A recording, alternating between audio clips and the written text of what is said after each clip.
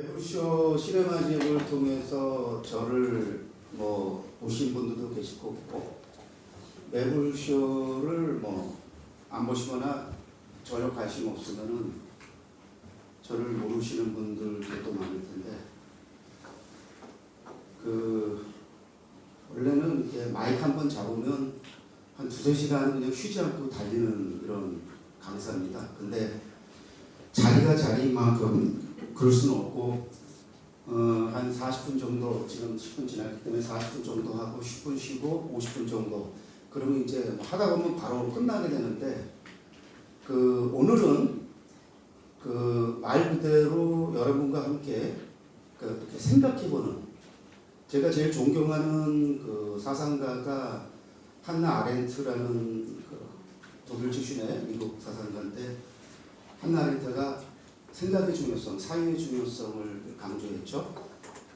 그래서 이제 악의 평범성 등 악의 진부함 이런 거를 얘기했는데, 제가 이해하는 한나 아렌트의 사유는 반드시 전제가 실천이라는 것. 그러니까 생각과 행동이 따로 오는 것이 아니고 실천, 이른바 행동이 전제된 사유.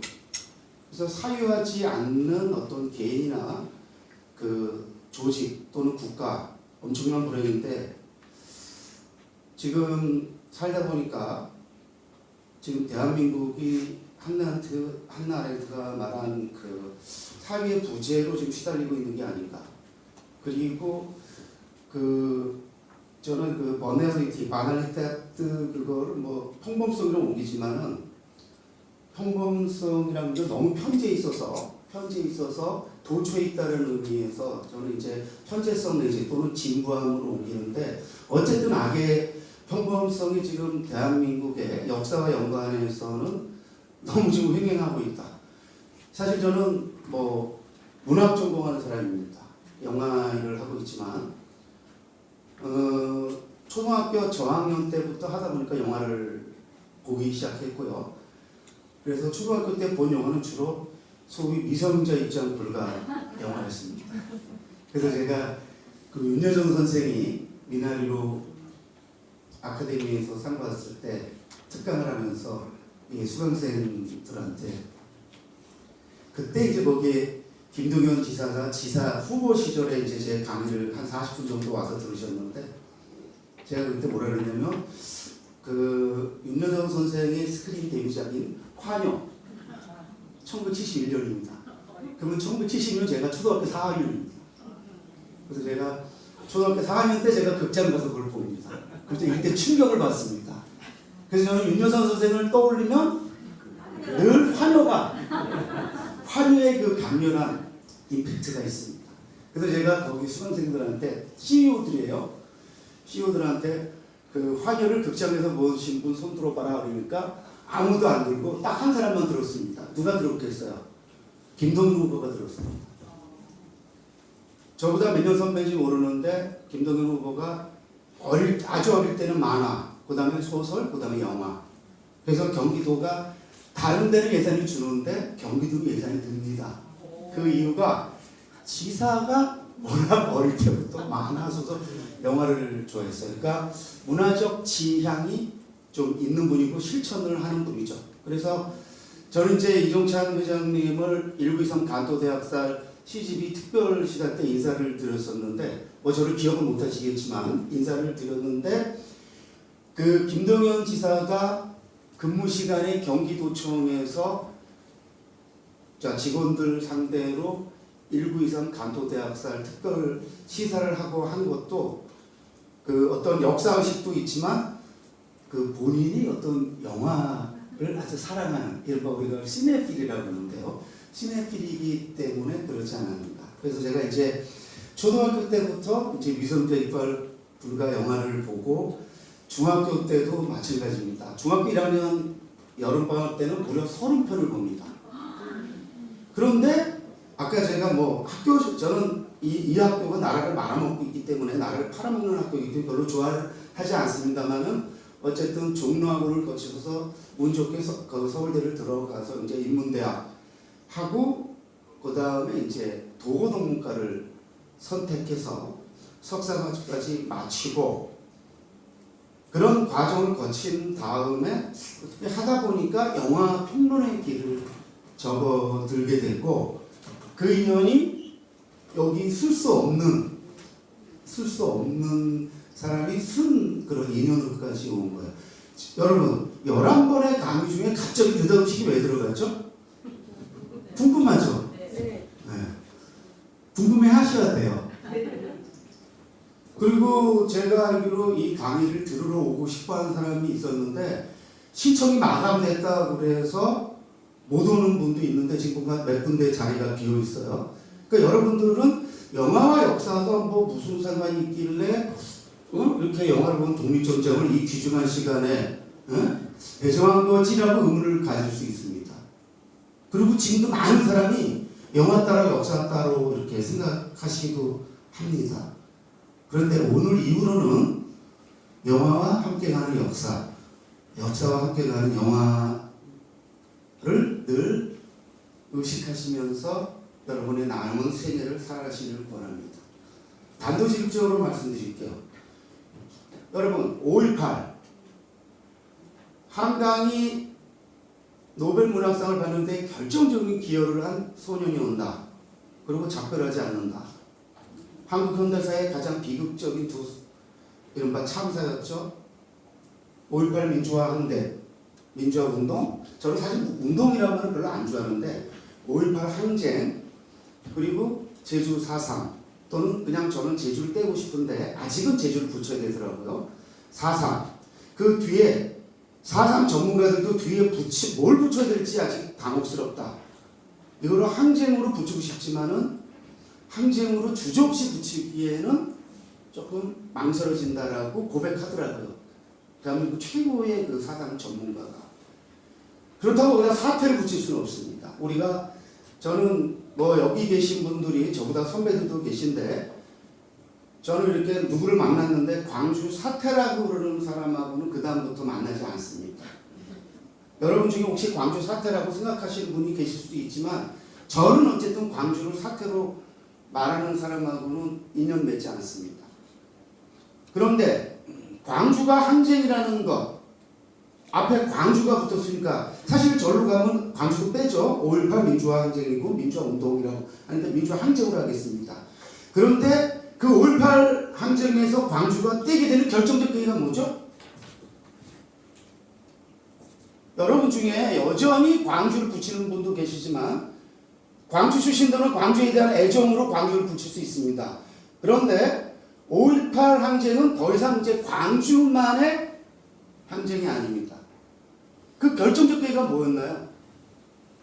아실 텐데 여러분이 다 보신 영화잖아요.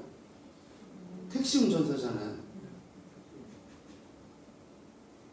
택시 운전사에도 광주를 떼고 말씀하시는 분도 계셨지만 대부분의 분들이 택시 운전사를 보고서는 이거는 단지 광주만의 참사가 아니었다라는 어떤 깨달음을 갖게 된 사람들을 적잖이 만났습니다. 그 중에 한 명이 부산일보 기자였는데요. 그때 당시에 부산일보 데스크, 문화부 데스크였습니다. 제가 이제 영화 평론가니까 그 부산일보 영화상, 9.1 영화상 심사 때 저한테 고백하더라고요. 나는 택시 운전사를 보기 전까지 본인이 부산일보 기자니까 5.18 민주항쟁이 광주의 사건인 줄 알았다. 광주의 참사인 줄 알았다. 그런데 택시 운전사를 보니까 그렇지 않다라는 거 깨달았다. 얼마나 그 영화가 감사한지 모르겠다.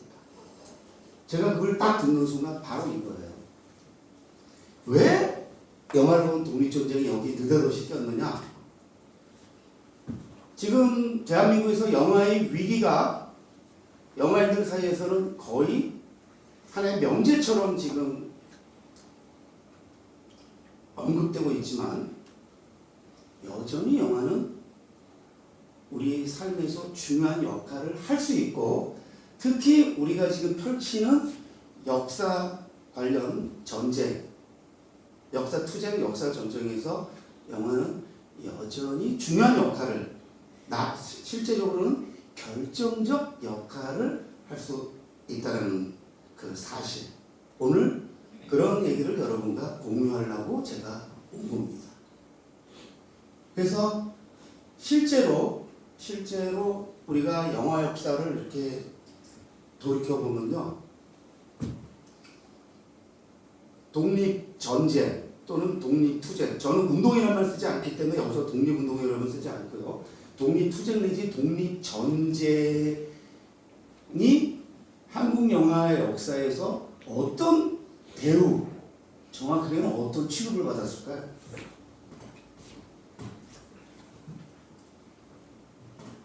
환대받았을까요?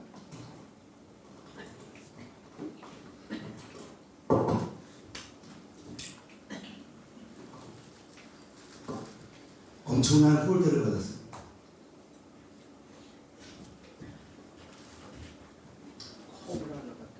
네, 물론 어떤 계기로 더 이상 독립전쟁은 홀대의 대상은 아닙니다. 그 결정적 계기가 뭡니까? 역시 그러니까 나 영화를 말씀드려요. 그게 암살이죠. 암살 몇 년도죠? 2015년도입니다. 왜 암살로 결정적 계기가 된 거죠? 택시 운전사는 그 전에 개봉돼서 1000만이 넘으면서 여러분 1000만 영화가 되면은 어떤 일이 벌어지냐면 욕하건 실컷 좋건 여러분이 오해하시면 안 돼요. 아, 이런 영화가 어떻게 1000만이 넘어? 말도 안 돼. 이거는 여러분의 생각입니다. 저의 생각입니다. 가령 이거예요. 제가 기회식 때마다 범죄수 2, 3, 4가 1000만 넘은 거에 대해서 막 계속 한탄을 합니다. 그런데 그 영화가 1000만을 넘었다라는 사실은 인정하지 않을 수가 없어요. 제가 그 영화를 무지 싫어합니다. 그래서 처음 만났을 때 2편, 3편을 만든 그 이상훈 감독을 처음 만났는데 제가 뭐라고 인사했냐면, 당신이 만든 영화를 기획 때마다 욕하는 영화 평론가 전체 아닙니다. 근데 내가 이 감독 이렇게 이상형인데 이 감독을 좀 보아하니 좀 괜찮은 구석이 있는 것 같아서 앞으로는 살살 거겠다. 그래서 시네마지옥 출연할 때마다 기획 때마다 일부 살인 지금 갑자기 범죄도시 시리즈의 2, 3, 4 일은 덜 욕하는데 2, 3, 4는 제가 굉장히 비판을 하고 많은 욕을 합니다.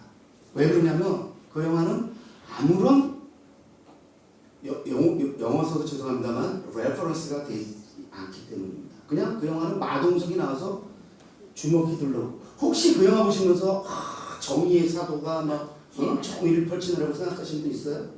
아닙니다. 무법천지죠.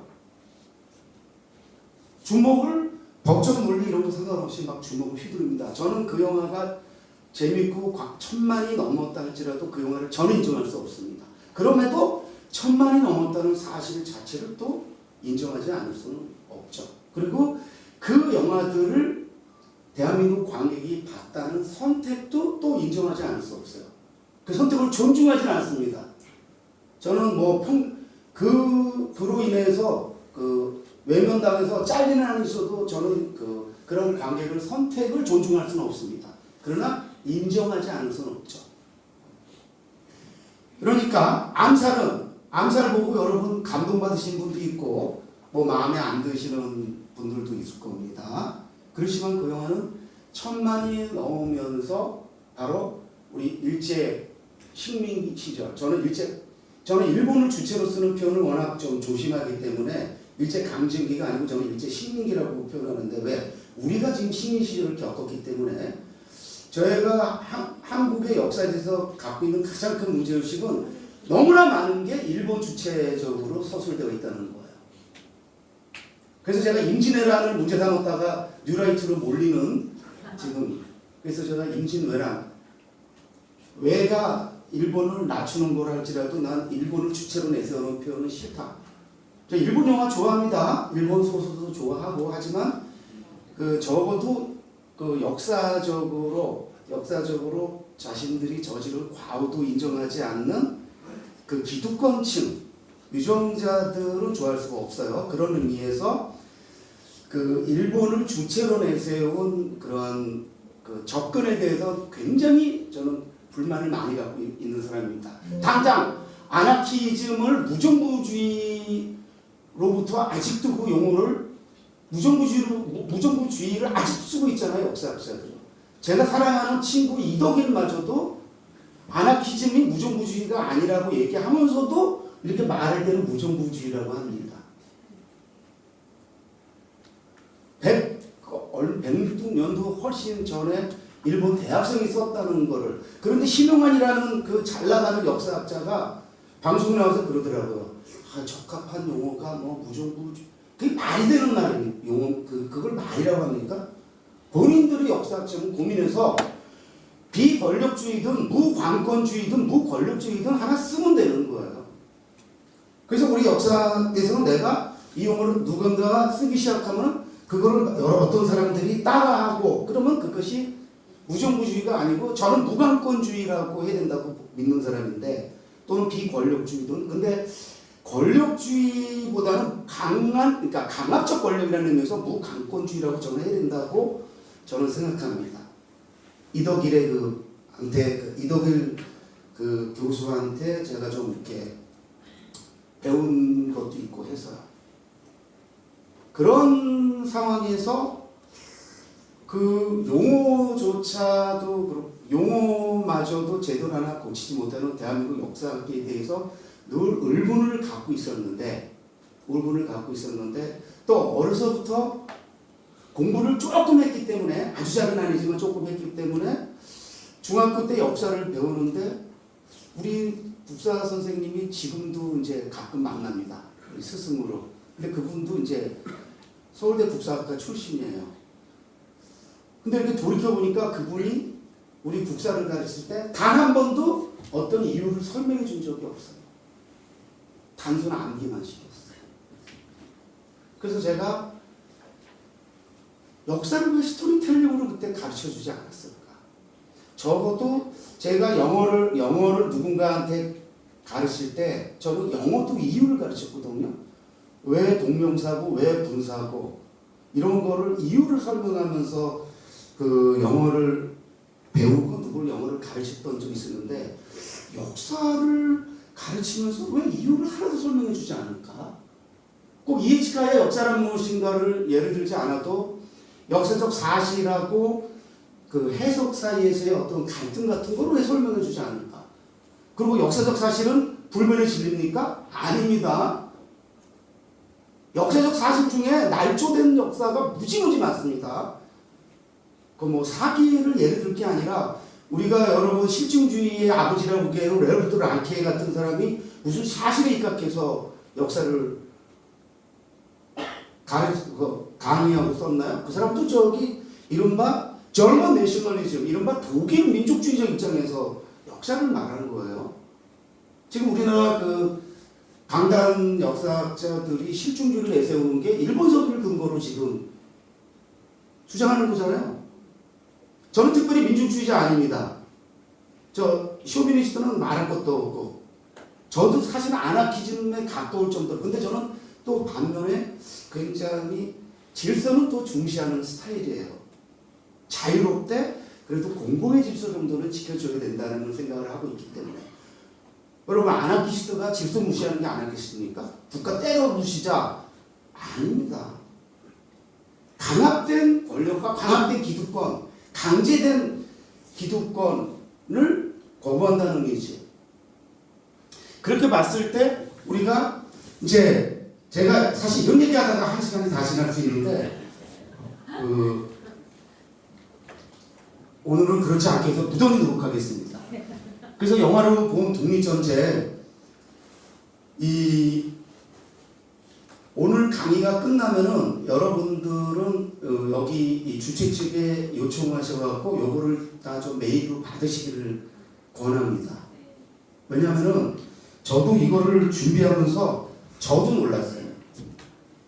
제자가 많이 도와줬는데 이렇게 많은 영화들이 많다라는 게 무슨 말이냐면 제가 생각하고도 훨씬 많다라는 의미였어요. 제가 생각하는 거 한 10편, 뭐 한 20편 있더니 제가 지금 준비한 것만 여기에 소개되는 게 30편이 넘습니다. 그래서 여러분 중에는 저보다 선배들은 극장에서 이 영화들을 보신 분들 있을 거고 계실 거고 또 후배들 중에서 저보다 후배가 만약에 계시다면은 뭐 전혀 제목도 모르는 그런 경우도 있을 겁니다. 자, 혹시 자유만세라는 영화 보신 분? 자유만세. 1946년이니까 좀 오래된 영화죠. 근데 이 자유만세 같은 영화는 여러분 유튜브에서 바로 확인하실 수 있습니다. 그래서 여기 보면은 저 보세요. 해방 이후 독립전쟁 영화의 제작 유튜브 시청 가능. 네. 그러니까 이런 것들은 유튜브에서 바로 확인하시면 좋겠죠. 그러니까 제가 강의하는 걸 듣고도 기억하실 수는 없으니까 나중에 주최측으로 또 반드시 받아놓으세요.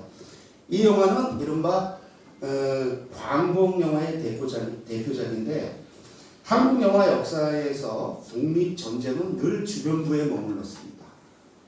늘 주변부에 머물렀는데 딱 한 시기 광복 영화라는 용어가 쓰였습니다. 왜? 해방을 맞이하고 나서 그 1948년까지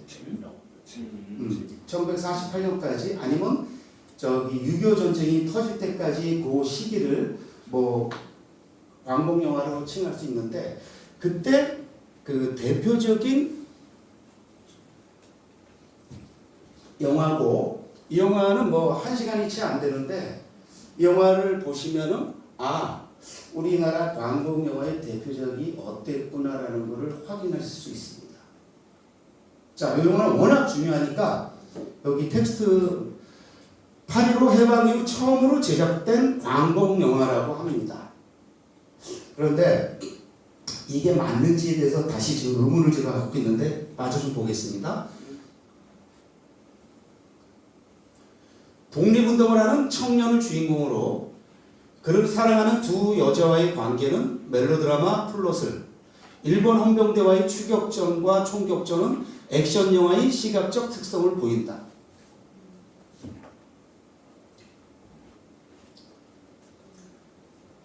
광복 영화로서 자유만세의 역사적 의의도 중요하지만 여기서 광복 영화로서 자유만세의 역사적 의의를 더 중시하면서 볼 건가? 아니면 한국 영화에서 액션, 멜로드라마의 초기 형태를 볼 수 있다는 점도 흥미롭다. 이 두 가지 측면이 다 중요한데 그 영화 평론가나 영화 전문가들은 주로 이 영화의 역사적 의의보다 이쪽에 좀 강조점을 두면서 봐오지 않았는가. 아까 제가 그랬죠? 한국 영화 역사에서 독립투제는 늘 주변부에 머물렀다. 의뢰. 아닌 경우 뭐 광복 영화 때 잠깐 있었지만 그 이유 중에 하나가 뭐냐? 바로 이겁니다. 다른 역사의 문제를 다루는 영화가 나올 때 역사의 방점을 찍느냐, 영화의 방점을 찍느냐에 따라 다른 수용이 가능하겠죠. 여러분은 여기 오신 이유가 영화보다는 역사에 관심이 있어서 오셨기 때문에 여러분들은 이 영화를 보시게 되면 역사의 관점을 지켜보면서 이 영화를 뭐 저래 굉장히 못마땅해 하실 수 있습니다. 생각보다 이 영화는 이 멜로드라마 플롯이 생각보다 강합니다. 그리고 여기서 일본 헌병대의 추격전과 총격전 이런 것도 여러분이 지금의 액션과는 상관없지만 저런 액션을 연출하는데 좀 신경을 많이 썼겠구나 이런 생각을 하시는 거기 때문에 여기 지금 그 역사 교사 지금 그 양성 과정에 오신 분들 입장에서 볼 때는 역사물로서 자유만세는 굉장히 못마땅할 수 있습니다. 그런데 여러분이 다 아시겠지만 영화는 크든 작든 산업이잖아요. 그러다 보니까 영화는 어쩔 수 없이 아무리 의미 있는 역사물을 찍는다 할지라도 오락적 재미를 소홀히 할 수 없으니까 액션과 이 멜로드라마 플롯을 강조하지 않을 수 없어요. 그러면 이 영화가 이 역사적 어떤 배경에서 만들어졌든 상관없이 역사보다는 이 멜로드라마와 액션 영화적인 측면에서 이 영화를 집중적으로 분석하고 평가할 수 있겠죠. 지금의 관점으로 보면 시시는 못 봅니다. 당연하죠. 1946년도 영화니까. 그런데 그 당시로서는 상당한 수준을 보였던 영화고 상당한 성공을 거뒀습니다.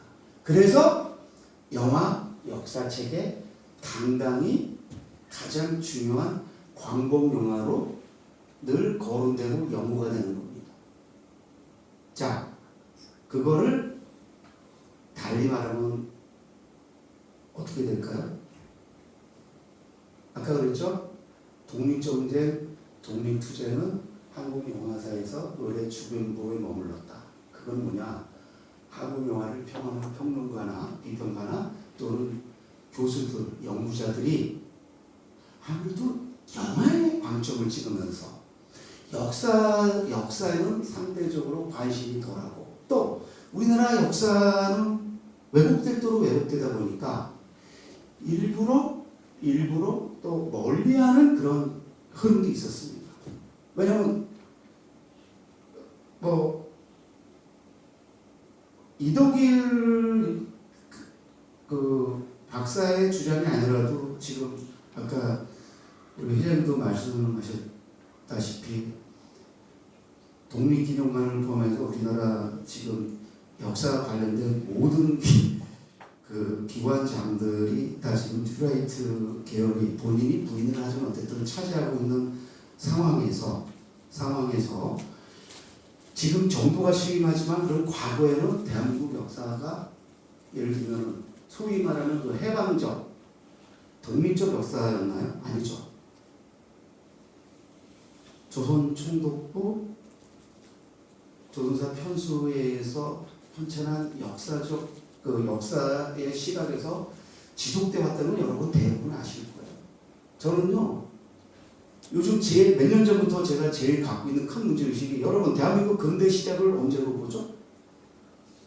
대한민국 근대 시작을 언제로 봅니까?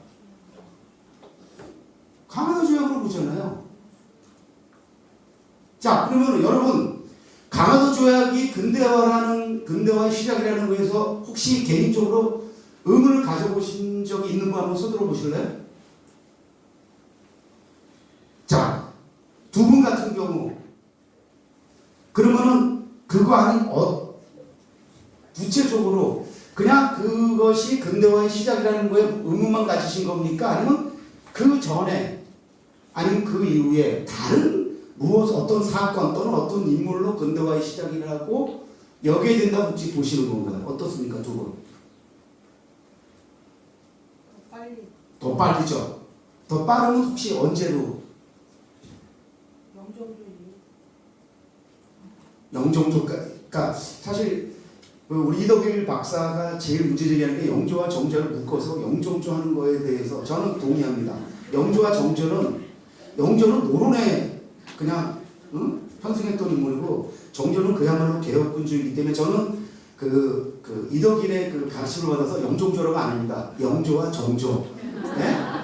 그 사도 자기 아들을 그런 식으로 노론에 놀아나서 이렇게 죽인 저 영조를 그렇게 훌륭한 왕이라고 저는 보지 않습니다. 그래서 영종조 묻지 않고 어쨌든 정조 정도까지 보신다.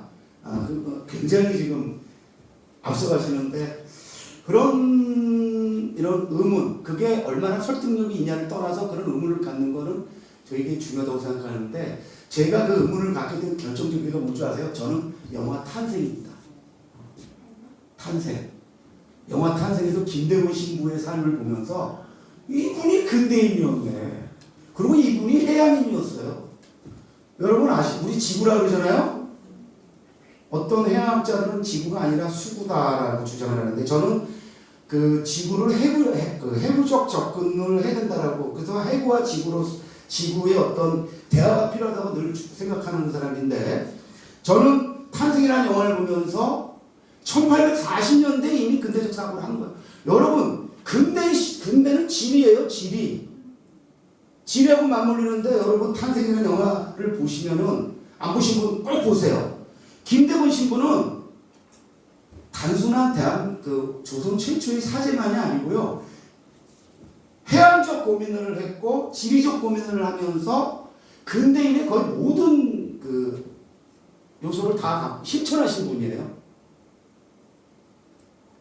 26세 돌아가실 때까지. 그런데 그 대동령제보다 16년 전에 이미 지도도 그렸고요.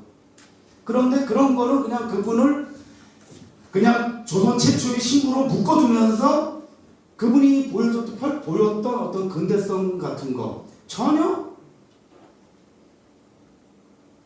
얘기하지 않아요. 여러분, 저는 그래요.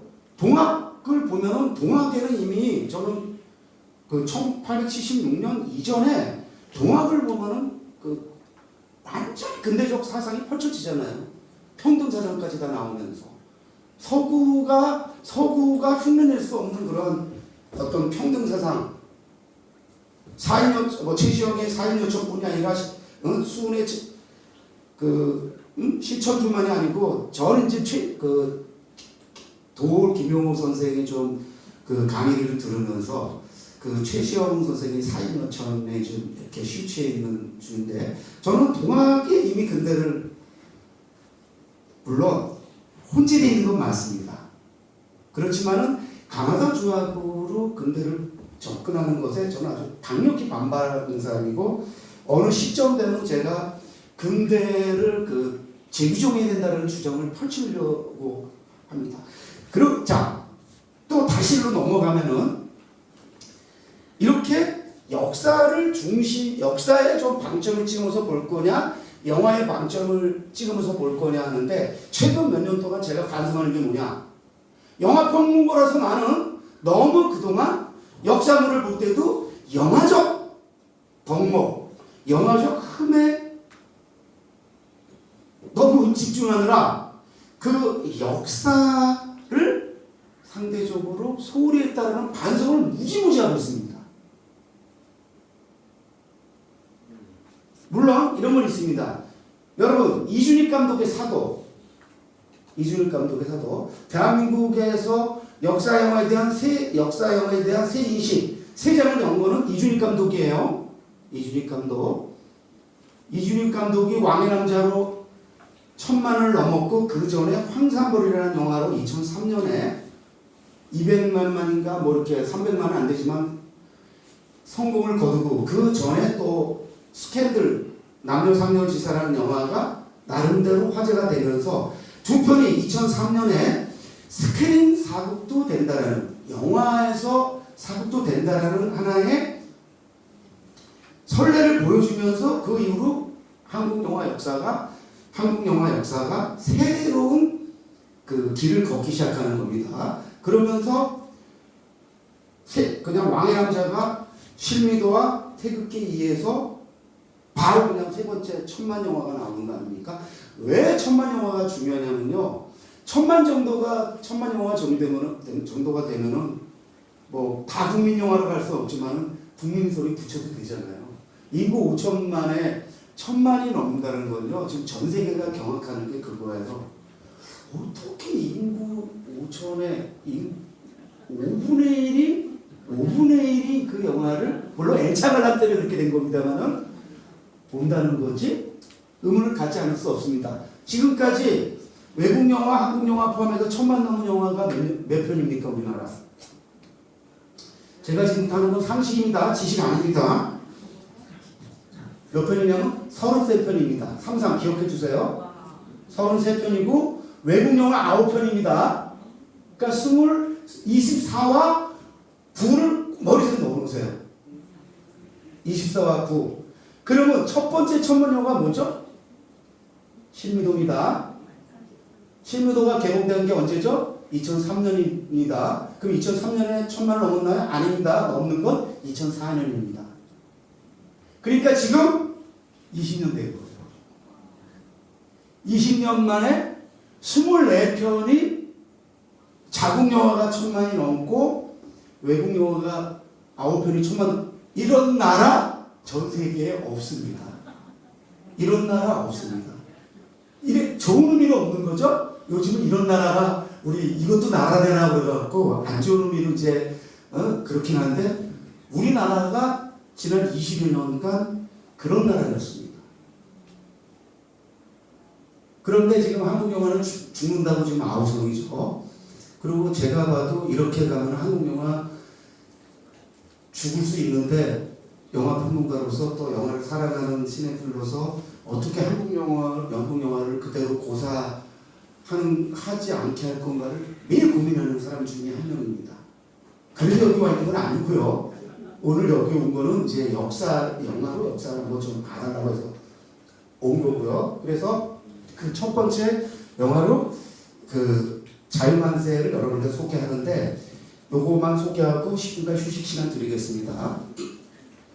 자, 여기서 그 주인공은 전창근이라는 그 나은규와 더불어 그 한국 초기 영화계의 가장 중요한 배우 겸 감독이었는데, 배우, 네, 전창근, 감독도 하긴 했지만 이 전창근이 여기서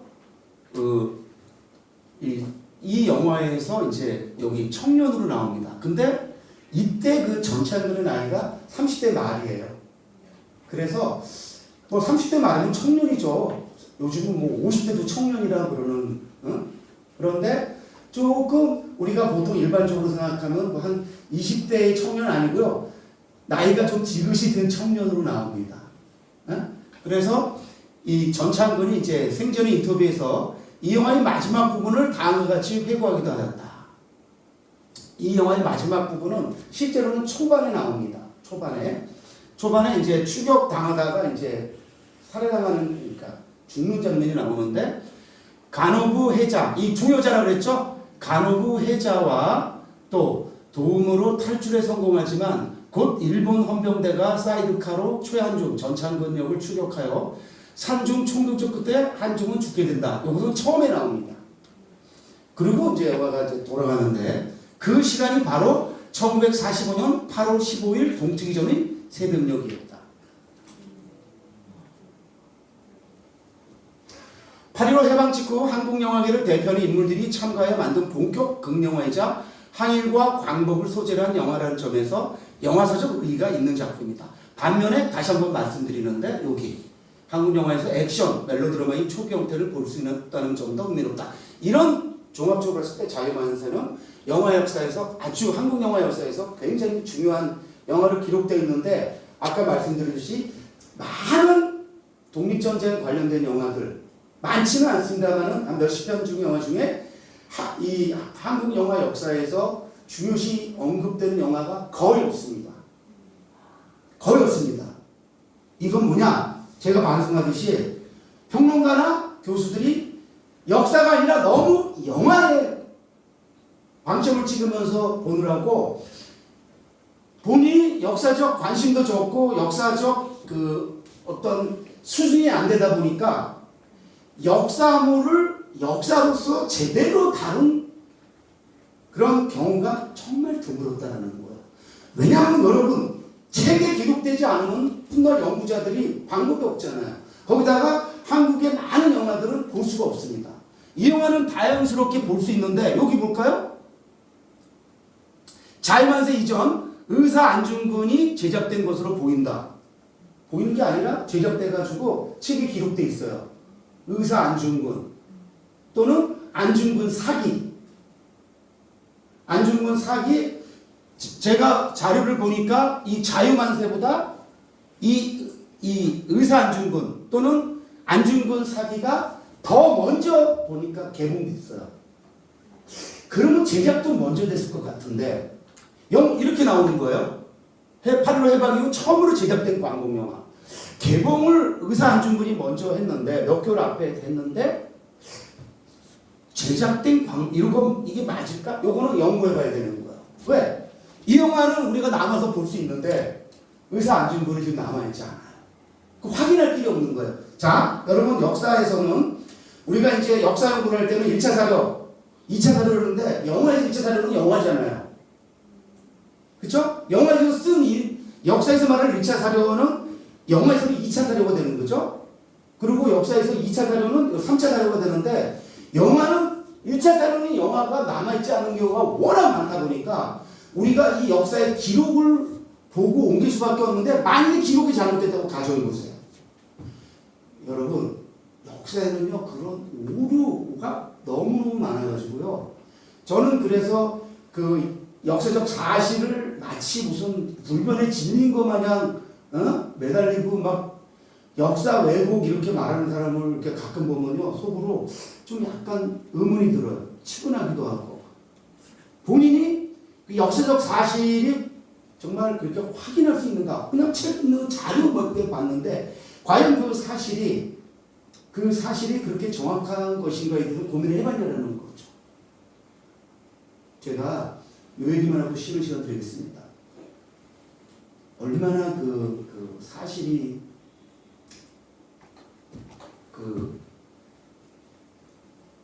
오류가 많냐면요. 여러분이 아실 만한 세계 최고의 여성 감독은 제인 캠피언이라는 감독입니다.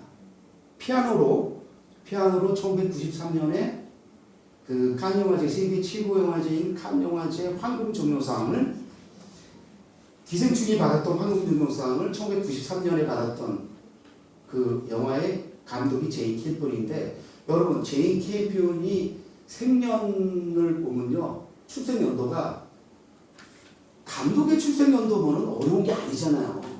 근데 여러분 자료에 따라서 세 가지 버전이 존재합니다. 56년, 57년, 58년. 제가요 저는 영화 역사를 공부를 좀 한 사람인데 영화 역사를 공부하다 보니까 그런 단순한 사실만서도 세 가지 버전이 있다는 거예요. 56년, 57년, 58년. 그러면 어느 게 정확한 건지는 제 캠편이 말하는 거잖아요. 나 몇 년도에 태어났어 라고 말하는 거잖아요. 근데 56, 57, 58 저 모르겠어요. 아직 확인 못했어요. 제 캠편한테 연락을 안 해봤기 때문에. 그러면 어떤 사람은 56년 거를 보고 어떤 사람은 57년, 58년. 그래서 여러분 자료는 한두 가지 자료를 보고 그것이 역사적 불변의 사실이다라고 믿고 넘어가면 안 된다는 거예요. 끊임없이 교차 점검을 해야 됩니다.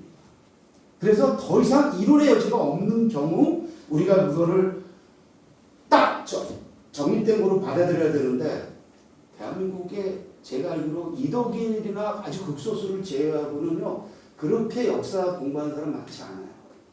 물론 이덕일 박사보다 선배들 중에 이덕일이 존경하는 이런 선배들이 있을 거기 때문에 또 뭐 그런 아주 극소수가 계시겠지만은 정말이지 그렇게 철저하게 그 역사적 사실을 파고 들어가서 마지막까지 찾아내려고 노력하는 사람 그렇게 흔치 않아요. 요즘 뭐 무선 아이들이라고 하는 애들 걔네들은 죄송합니다. 그 걔네들이라는 말.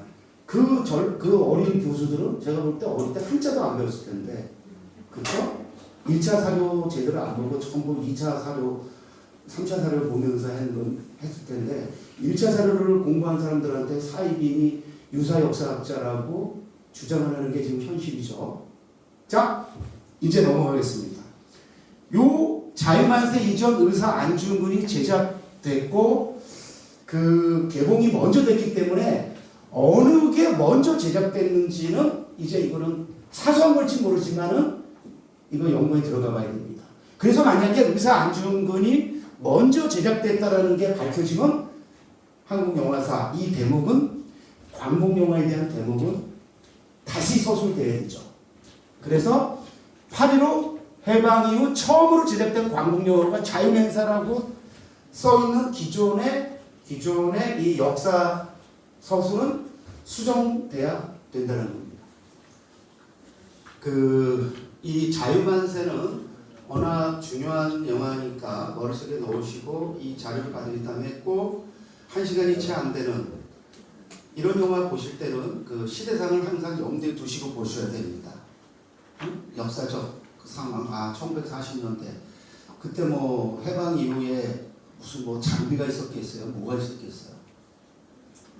가령 이탈리아에 그래서 이탈리아 네오를 의지하고 있었습니다만은 아주 열악한 여건 속에서 영화를 만들다 보니까 여러분이 지금 기준으로 판단하시면 안 됩니다. 가장 이제 문제가 되는 게 그거예요. 지금 기준으로 예전 거를 막 판단하는 거. 자, 1946년에 이런 아주 영화사적으로 중요한 영화가 있었고, 자, 이제 몇 편의 그 영화들을 쭉 소개 한번 해보겠습니다. 그 중에 아주 중요한 몇 편에 대해서는 조금 자세히 언급하도록 하고요. 유관순 열사에 관한 영화 몇 편이 있는데 그 중에 이제 여러분이 보실 수 있는 게 1959년 윤봉춘 감독 아주 한국 초기 영화사에서 아주 중요한 인물입니다. 감독이면서 연기도 했었는데 1919년 3.1 독립운동 당시 16세의 어린 소녀로서 독립만세 대열에 선봉에 섰다가 이렇게 됐는데 이 도금봉 여러분 다 아실 거예요. 이 도금봉이 요때 이제 이 16살의 연기를 이제 이 1930년생이거든요. 도금봉 배우가. 그러다 보니까 이 영화를 보는데 이제 가장 문제가 되는 게 그거예요. 캐스팅에서 이따 이제 안중근 같은 경우는 안중근이 31살에 죽는데 뭐 50의 안중근을 연기해요. 그러니까 이제 실감이 안 나는 거야. 왜냐면은 안중근이 31살에 죽은 걸 다 알고 있어. 모르는 상관이 없어요. 근데 이걸 연기할 수 있는 배우는 선택의 여지가 없어요. 아까 자유만세의 그 전창근 배우가 50 넘어서 안중근을 연기하니까 아주 중후한 안중근이 나옵니다. 아주 또 나름대로 볼만은 한데 그런 거를 따지면 볼 수가 없어요. 왜냐면 캐스팅이 무엇보다 중요하잖아요. 우리 저 이병헌 송강호 이런 친구들이 지금 20수년 30년 넘게 계속 연기할 때 꼭 지난이대로 연기하는 게 아니잖아요. 자기보다 10살 20살 어린 연기하고 우리 저 고등학생 연기들 막 30살의 고등학생 연기하고 그러잖아요. 요즘도 그렇기 때문에 그런 거를 좀 감안하면서 보셔야 됩니다. 그래서 사실 이 영화는 화질이 너무 나빠서 볼 수는 없습니다. 근데 제가 이 강의를 준비하면서 쭉 지켜봤어요. 쭉 봤는데 보기 쉽진 않지만 그래도 그 확인하는 재미는 있었습니다. 1959년에 윤봉춘이라는 감독이 어떻게 만들었는가. 근데 그 전에도 유관순에 대한 영화는 윤봉춘 감독이 1940년대에도 만들고 60년대에도 만드는데 남아있는 게 좀 59년작이에요. 그래서 유관순의 내레이션을 통해 영화의 주제가 직접적으로 전달된다. 일본군들의 상엄한 경계 속에서 관순이 동네 아나들과 함께 여성들의 힘으로 독립운동을 조직해 나가는 과정이 흥미롭다. 유관순이라는 역사적 인물에 도금봉이라는 배우의 페르소나가 합쳐져 새로운 화학장이 일어난다. 그리고 1959년 국산영화 흥행 10위 그리고 10위 아주 큰 성공을 한 건 아니지만 또 실패한 것도 아니죠.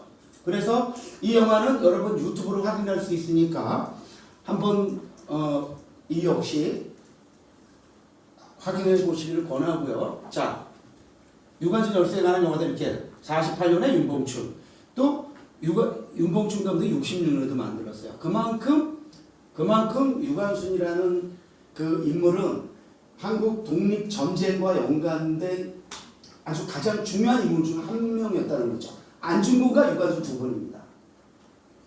그래서 보면은 74년에는 김기덕 감독의 유관순도 있었고, 그 다음에 이제 최근작 한국 유관순 이야기. 이거는 조금 아실 거예요. 그 고화성이 아주 또 흑백 화면으로 아주 잘 만든 영화인데 이 영화를 보면은 이 영화들과 이 영화는 비교할 수 없죠. 이 영화는 요즘 영화다 보니까 굉장히 세련된 흑백 화면으로 그 연기들도 상당히 절제돼 있고. 근데 우리 과거 영화들은 기본적으로 실파 연기이기 때문에 과장된 연기를 할 수밖에 없습니다. 이때의 과장된 연기라는 거는 꼭 악독으로 볼 필요가 없어요. 그때는 그렇게 연기할 수밖에 없는 그것이 하나의 연기의 패턴이었기 때문에 지금 기준으로 절제하지 않는 뭐 과장된 연기다 이렇게 보시는 게 아니라 그게 저게 저 시대는 저런 식의 연기. 여러분 예전에 우리 그 고은정이 모든 저기 여배우들을 다 고은정이 다 했잖아요. 네? 그래가지고 나중에 진짜 목소리를 막 실망하고 그랬잖아요. 그러니까 그때는 관행이 그랬다라는 거예요. 그리고 그때 시대 상황이 그랬다라는 거. 항상 그런 걸 염두에 두셔야 됩니다. 그래서 지금 그 유관순 요거 보실 수 있고 아까 59년장 볼 수 있으니까 한 2편 정도. 그리고 영화 기준입니다. 극장 영화 기준. 저기 TV가 아니고 뭐 다큐들은 또 있겠죠. 그래서 뭐 요 정도 넘어가면 될 것 같고 그 다음에 그냥 이건 넘어가겠습니다. 일제 봉기한 요즘 광주 광주 학생 사건에 관한 영화. 그래서 광주는 이런 점에서는 아주 특별한 도시인 거 맞죠. 그래서 이 영화가 제작된 1959년은 이승만 정권이 노쇠해지고 위기에 처한 시기였다. 이때 이승만 정권은 반일이라는 전략 혹은 구호로 위기를 극복하려고 하였고 한일투사라는 이승만 개인의 이력을 정권 유지의 무기로 삼고자 했다. 사실 이 이승만 대통령을 어떻게 볼 거냐는 이제 심각한 논란거리입니다. 여기 계신 분 중에 뭐 건국전쟁에 감동하신 분은 안 계시겠지만 본인도 건국 그 1948년을 건국 그 해라고 보지 않았는데 요즘 뭐 뉴라이트에서는 지금 1948년 8월 15일을 지금 건국을 주장하고 있기 때문에 이 문제가 이제 계속 쟁점이 될 텐데 이 이승만 대통령마저도 임시정부를 인정했기 때문에 그 부분에서는 그 뉴라이트가 지금 모순을 지금 저지르고 있는 거죠. 넘어가도록 하겠습니다. 그래서 광주 학생운동을 소재로 한 이 영화는 당시 광주의 중고등학교 나아가 전체 광주 시민들의 전폭적인 협조에 촬영됐는데 그 결과 당시로서는 상상이 힘든 규모의 엑스트라 세트 등을 동원하고 있다. 유튜브 시청 가능하니까 여러분이 한번 확인해 보시면 좋을 것 같고요. 자 이제 안중근 우리 가장 중요한 인물은 안중근이죠. 유관순과 안중근인데 사실 안중근의 의사에 관한 영화가 그나마 많다라는 것은 한국 독립전쟁과 연관된 영화의 역사에서는 축복이자 불행입니다. 왜 그러냐면 안중근에 집중하다 보니까 충분히 많은 건 아니지만 안중근에 집중하다 보니까 정말 다뤘어야 되는 여러분들이 그냥 넘어간 경우들이 너무 많아요. 여러분 안중근을 그 어린 나이에 10대의 어린 나이에 독립에 투신하게 한 주인공이 누구죠? 도산 안창호죠. 여러분 안창호를 주인공으로 한 극영화가 한 편이라도 있을까요? 없을까요? 아무리 찾아봐도 없어요. 자, 이걸 어떻게 봐야 됩니까? 안중근에 관한 영화를 보면은 도산 안창호의 연설을 들으면서 안중근이 결단하고 결국에 독립 투쟁에 헌신하는 게 나오는데 안창호가 주인공인 영화는 아직 없습니다. 그래서 우리가 앞으로 해야 될 것 중에 하나가 안창호를 주인공으로 하는 영화를 만들어야 되는 거 아닌가. 또 한 명의 인물 최재형을 주인공으로 한 인물도 없습니다.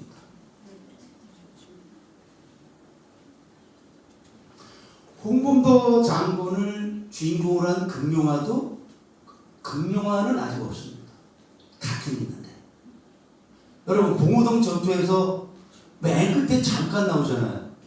그죠? 그 좀 이따가 제가 그 봉오동 전투 때 말씀드리는데 그래서 명량의 김만민이 이순신 3부작의 김만민 감독이 그 홍범도 장군을 주인공으로 한 영화를 만들고 싶어 한다라는 얘기를 전해 들었는데 확인 한번 해봐야 되겠어요. 제가 볼 때 황범도 장군을 전면 주인공으로 내세운 영화가 나와야 되지 않느냐라고 저는 생각합니다.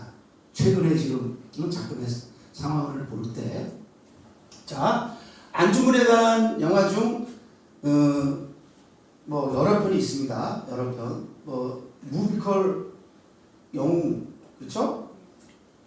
보신 분들이 조금 계실 거고, 그 다음에 하얼빈이라고 지금 12월에 개봉될 거 알고 계세요? 네. 그 우민호 감독, 남산의 부장들, 내부자들의 감독인 그 우민호 감독이 만들었고, 거기서 안중근을 연기하는 배우는 누구죠? 현빈입니다. 아, 현빈이 나오면 보시고 싶죠? 현빈도 40 넘었습니다. 40 넘었지만 뭐 어쩔 수 없어요. 현빈이 안중근 한다는데, 예? 이번에 토론토 영화제 갔는데 난리 났대요. 토론토 영화제 갔는데 이동국하고 둘이 갔는데 뭐 난리가 났다 그러더라고요. 제가 현지에 없어서 모르겠는데 그 현지에 있는 사람 사람으로부터 직접 소식을 들으니까, 그리고 유튜브를 보니까 대단했다고 그러더라고요. 그런데 놀라운 건 뭐냐면은 현빈과 이동욱에 대한 인기만이 아니고 안중근의 삶, 그리고 한국의 역사. 여러분 이거 잘 들으세요. 최근 1년 전부터 한류의 흐름에서 아주 긍정적인 변화가 일어나고 있습니다. 한글의 위대함에 대해서 더 이상 설명할 필요 없죠. 그렇죠? 여러분 총균세의 제러드 다이아몬드도 그 책이 1990년대 후반 97년에 나오고 98년에 한국판 나왔어요. 그때 이미 한국의 우수함, 세종대왕의 위대함을 이미 총균세에서 말했어요. 그래서 제러드 다이아몬드 같은 이런 세계적인 학자가 한글 한류를 이미 예언한 거예요. 예측한 거예요. 물론 한류는 대중문화의 3대 축, 대중문화의 3대 축이 뭐죠? 팝, 드라마, 영화죠. 이 세 가지가 대중문화의 3대 축입니다. 그래서 지금 여러분 지금 한류, K 콘텐츠 그래서 K-팝 난리잖아요. 아파트 지금 난리잖아요. 네? 아파트가 지금 기록 다 깨고 있잖아요. 엘비스 프레슬리, 마이클 잭슨 기록 다 깨고 있고, 여러분 브루노 마스는요. 여러분 브루노 마스를 모르시는 분들이 있겠지만 브루노 마스는 그 마이클 잭슨 기록을 다 깨고 있는 세계 최고의 인기 가수예요. 브루노 마스가 로제랑 부른 게 아파트잖아요. 난리 났잖아요. 그래가지고 지금 세계가 아파트. 여러분 아파트먼트는 영어인데 아파트는 한국어입니다. 네?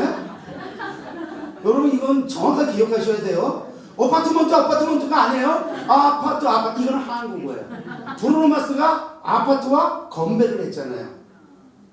그러니까 다 영어, 노래는 영어로 부르지만, 그리고 그 제니도 만트라 영어로 부르고, 리사도 또 저 락스타 다 영어로 부르는데 얘도 영어로 부르지만 브루노 마스가 거기서 아파트는 한국어로 하는 거예요.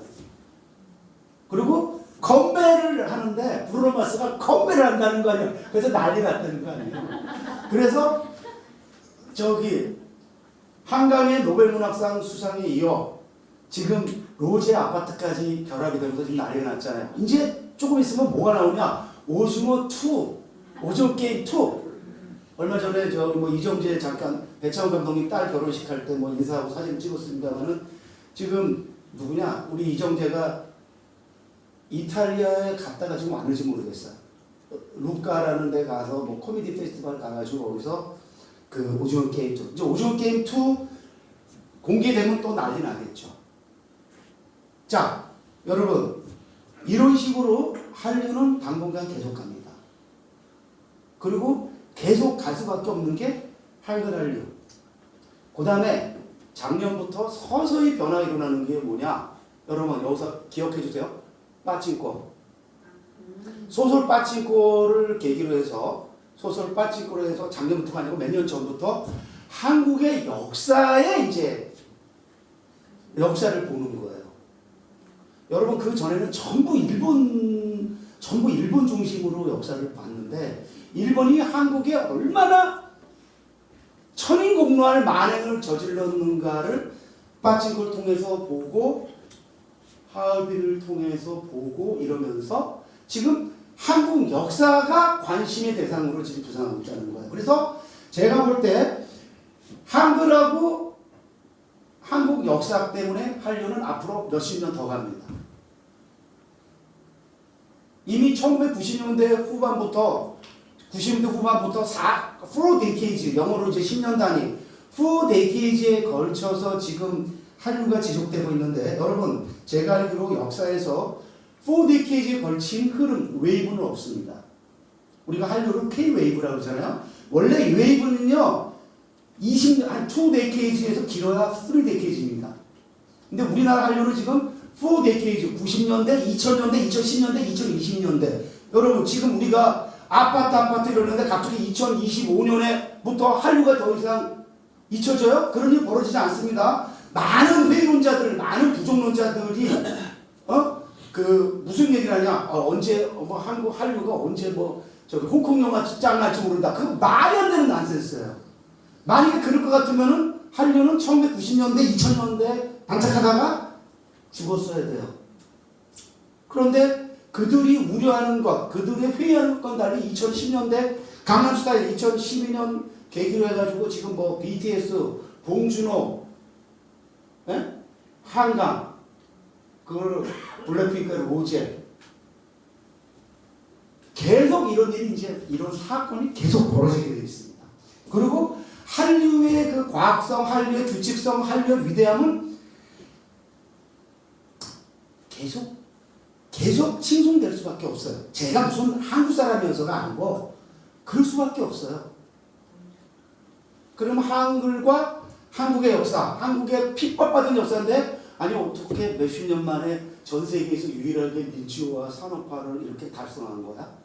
이거는 지금 팩트잖아요. 아무리 한국을 싫어해도 그거는 인정하지 않을 수가 없어요. 저는 한국을 굉장히 비판적으로 바라봅니다만은 그 사실만은 진짜 위대한 성취 맞습니다.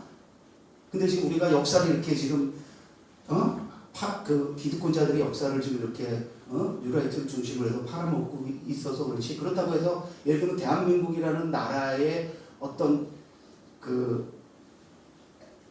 대한민국 나라가 거둔 성취까지 다 무시하고 그럴 수는 없습니다. 자, 그렇게 봤을 때 이 안중근 의사는 우리가 이제 독립투쟁사, 독립투쟁가 하면 제일 먼저 떠오르는 인물이 안중근이잖아요. 그 전에 이순신이고. 그래서 안중근이 이른바 현대의 이순신이라고 했을 때 안중근에 관한 영화가 상대적으로 많은 거는 당연한 거고, 지금도 만들어져서 개봉을 기다리고 있다는 것도 당연한 거예요. 근데 한때 주춤했었죠. 네. 도마 안중근이라고 서세원이라는 막 들어서는 안 되는 그 감독이 해가지고 그 영화가 그 도마 안중근이 2004년인가 그때 쫄딱 망하면서 안중근이라는 인물이 퇴색한 적이 있었어요. 퇴색했었어요. 영화를 너무 못 만들어가지고 그 영화는 그 일본이 주장하는 테러리스트 안중근으로 그 유호성이 나와서 연기한 거예요. 그래서 그 영화는 흥행, 비평 모든 면에서 다 단죄를 얻었죠. 그 영화 때문에 정말 우리가 안중근의 그 중요성에도 불구하고 계속 그 영화가 되지 않다가, 사실 안중근에 대한 그 관심을 촉발시킨 거는 뮤지컬이죠. 뮤지컬 영웅. 근데 여러분 아세요? 그 영웅에서 뮤지컬이 얼마나 그 친일적 여러분 안중근보다 거기서 영웅이 이토히로부미예요. 여러분이 동의하실지 모르지만 지금 그 뮤지컬 영웅에 돈을 낸 데가 조선일보였고, 여러분 그 뮤지컬을 지금은 많이 순화됐는데 실제로 보면요 이토히로부미가 훨씬 더 영웅적 면모를 보입니다. 제가요 몇 년 전에 10주년 때 세종문화회관하고 예술의 전당에서 두 분을 뮤지컬을 보고서 너무 충격을 받은 게 뭐냐, 한국의 역사가 왜곡돼도 이렇게 왜곡됐다라는 걸, 그런 뮤지컬이 아무도 그 뮤지컬에 대해서 문제 제기를 하지 않았고요. 전문가들 중에. 그래서 지금도 지금 뮤지컬을 그 영웅은 만들어지고 있는 거예요. 여러분 저기 그 영화에서 그 김고은이 분한 설이라는 캐릭터는 가상의 캐릭터예요. 그 윤재근이 만든 뮤지컬 영화 무비컬에서 설이 캐릭터가 이토 히로부미를 살해하려다가 잡히는 그 대목 있죠. 그 대목하고 여기서 지금 비교를 못 해드린다면은 그 뮤지컬에서 설이가 발각돼서 그 처리되는 과정을 보면요. 뮤지컬에서 적어도 그 대본 기준으로 얘기하면 이토 히로부미가 얼마나 인간적으로 묘사되는지 모릅니다. 그런데 제가 그 뮤지컬을 보고서 충격 먹었던 게 정말 이토 히로부미가 매력적이에요. 인간적으로. 그리고 그가 주장하는 어떤 그 야욕이 우리 저기 서울을 보면서 전두광이 보고 있으면 보통 돈과 권력이 인생에 사는 이유인 사람, 남자들이 갖는 대부분의 욕망을 실현한 남자로 실제로 묘사되잖아요. 제가 그래서 김성수 감독이 제 친구지만 그 영화에 대해서 유보적으로 평가할 수밖에 없는 게 전두광을 너무 매력적으로 그렸다라고 저는 보는 사람이에요. 행복의 나라에서 전상두랑 서울에 보면서 전두광은 다릅니다. 실제로 행복의 나라에서 전두환 캐릭터는 굉장히 섬뜩하게 그 유재명이 연기를 합니다. 근데 황정민이 과도하게 연기를 잘해가지고 그냥 빠져들 수밖에 없는, 그거는 연기 연출 잘못한 거예요. 제가 김성수가 친구기 때문에 대놓고 말을 안 했는데 나중에 얘기할 거예요. 너 그 연기는 연출 잘못한 거야. 조금 기계적으로 연기를 시켰어야 된다. 황정민이 대한민국에서 제일 잘하는 사람 중에 한 명이잖아요. 너무 연기를 잘해가지고 연기 잘해. 그리고 그 연기를 잘하는 그 전두광 캐릭터를 보고 있으면 굉장한데? 완전히 이거 보통 남자의 욕망을 완전히 현실화시키는 사람이네. 그래서 성공해갖고 혁명한 꼴이 돼버렸잖아요. 거기서 그러잖아요. 실패하면 붙었다고 성공한 혁명. 결국 혁명을 주장하는 꼴이 됐잖아요. 이거는 작의하고 관계없어요. 작가하고 감독이 그걸 의도한 게 아닌데 그렇게 귀결됐어요. 그래서 저는 그 영화에 대해서 유보적 비판을 하는 거예요. 잘 만들었다. 연기 좋고. 그런데 전두광 캐릭터는 동의할 수 없다. 그리고 황정민이 과도하게 연기를 잘해서 상은 정우성한테 줘야 된다. 이게 제 주장입니다. 그래서 부일영화상 때 정우성이 나무주연상을 받았어요. 이거는 이게 찍기 때문에 더 이상 말할 수 없는데 저는 정우성을 줘야 된다. 황정민이 전두광을 너무 매력적으로 연기했기 때문에. 자, 그런 점에서 봤을 때 이 안중근 캐릭터를 이렇게 나이든 전창근이가 연기한 거는 성공이에요. 왜냐? 연기를 중후하게 잘해. 나이는 들었어. 한 20년 차이는 나지만 전창근이 최고의 배우였거든. 그러니까 전창근이 연기하는 안중근 굉장히 그럴듯해요. 그 다음에 또 여기 고종황제와 의사 안중근인데 고종황제를 누가 연기하냐면요. 김승호 배우가 해요. 여러분 김승호 우리 한국의 영화 배우사를 하면은 아버지상 그렇죠? 그 뒤를 이는 사람이 이제 최불암이에요. 최불암이 그 30몇 살의 고종황제를 연기하는데도 그럴듯해요. 응? 나 이거 말고 의사 안중근에서 그때 최불암이 30대 초반이었대요. 고종황제를 연기를 해요. 그럴듯해요. 여기서는 최남현이 연기를 합니다. 최남현이 나이 들어가지고 묵직하게 해요. 그래서 이 영화들을 보면 여러분 고종황제가 얼마나 무능한 왕인지 우리 다 알죠? 그렇지만 여러분 이거는 감안하셔야 돼요. 일본이 고종황제가 무능한 왕인 거는 뭐 많은 역사학자들이 뭐 이덕일, 황현필마저도 다 동일하지만 그래도 우리 저 고종황제 한편으로는 이준열사 보내버리잖아요. 독립에 대한. 그리고 저기 이거 찍을 때도 나 죽는 한이 있어서 나 못 찍으니까 니들 알아서 해라 그래갖고 이완용을 비롯한 오적들이 앞장서서 찍는 거잖아요. 그거는 무능한 거죠. 왕이 나 못 찍어 나 죽여가 이래야 되는데 그러진 않고 거기서 그냥 나가버려요. 그리고 이제 딱 우리 저 이토가 협박해가지고 이제 지기를 찍게 했죠. 어? 그래서 이렇게 해서 나라를 옮긴 예가 뭐 전 세계에 없다 그러는데 어쨌든 이 영화는 굉장히 볼만한 영화입니다. 그러니까 가령 고종황제라 그러면은 고종을 입에 올리는 거를 싫어하는 사람들은 뭐 좀 안 좋아할 거예요. 왜냐면 고종황제를 무능한 왕으로 묘사하지만 특별히 이 고종황제를 이렇게 나쁘게 묘사하지는 않았어요. 그리고 김수모가 연기해가지고 굉장히 치근지심이 들게 연기했어요. 그래서 이 영화를 보면은 굉장히 흥미롭다.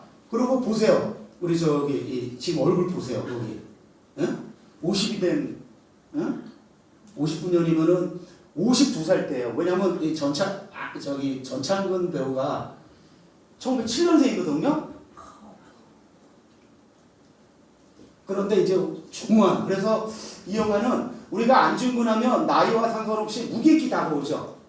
굉장히 안중근이 31살에 죽었지만 안중근을 가볍게 여기는 사람은 없잖아요. 그의 어떤 육중함을 어떻게 보면 전창기라는 배우가 그 나이는 들었지만 나이는 들어서 어색은 하지만 그의 어떠한 그 내포적 무게를 그 외연적 그 무게로 잘 구현한 게 아닌가 이렇게 보면은 뭐 나이는 들어서 어색은 하지만 꼭 그렇게 볼 거 없지 않겠는가 이런 생각도 듭니다. 그리고 여기 보면은 제작비 7,200만 원 안양 스튜디오에서 세트 촬영 국내 최고의 제작비와 큰 스케일로 화제가 된 요 영화가 성공하면서 60년대 초반에 반짝 사극 영화가 인기를 끕니다. 그 대표적인 인물이 이제 신상옥 감독이 연산군 뭐 데려다가 네이시 찍고 그러는데 임권택 감독도 나중에 찍고 그래서 60년대 초반 중반에서 70년대 가면 이제 역사 영화는 이제 씨가 말라가는데 그래서 2000년대까지는 이제 거의 뭐 역사 영화는 안 나오고 역사물은 전부 TV에서는 뭐 1990년대 성공하면 다 TV 사극이었잖아요. 그런데 역사 영화가 다시 화려한 부활을 하게 되는 거는 아까 말씀드렸듯이 2003년에 황산벌 그리고 스캔들 남녀상일사 그 다음에 왕의 남자 1000만 넘으면서 2005년 그러면서 지금 이른바 역사 영화가 지속적으로 20년 가까이 계속 만들어지는 거예요.